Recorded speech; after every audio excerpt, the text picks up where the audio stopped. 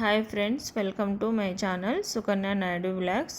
ఈ వీడియోలో మనము బ్రెడ్ ఆమ్లెట్ ఎలా చేయాలో చూద్దామండి. ముందుగా మనము ఒక ఎగ్గును తీసుకుని దాన్ని పగలగొట్టుకొని దాంట్లోకి కొద్దిగా కారము, ఉప్పు, మిరియాల పౌడర్ వేసుకొని బాగా కలుపుకోవాలి. ఇది ఇలా బాగా కలుపుకొని పక్కన పెట్టేసుకోవాలి.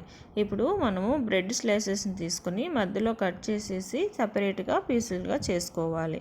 ఇక స్టవ్ పైన ప్యాన్ పెట్టుకొని దానిపైన కొద్దిగా ఆయిల్ వేసి మనం ఆల్రెడీ కట్ చేసుకున్న బ్రెడ్ స్లైసెస్ తీసుకొని దానిపైన పెట్టి దాని మధ్యలో మనం ఆల్రెడీ రెడీ చేసి పెట్టుకున్న ఎగ్గుది ఇందులోకి వేసేసుకోవాలి.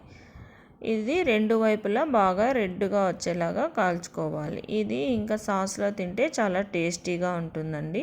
అలాగే మనం మధ్యలో కట్ చేసిన పీసులను కూడా మనం రెడీ చేసుకున్న ఎగ్ దాంట్లో అద్ది ఇలా స్టవ్ పైన పెట్టేసుకున్నామంటే ఇది కూడా మనకు మరొక ఆమ్లెట్ లాగా రెడీ అవుతుంది.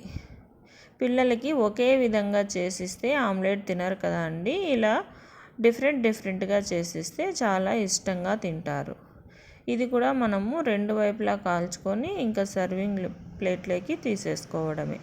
చాలా ఈజీగా సింపుల్గా చేసుకోవచ్చండి. పిల్లలకి ఈవినింగ్ టైము స్నాక్స్గా ఇలా చేసిస్తే చాలా ఇష్టంగా తింటారు.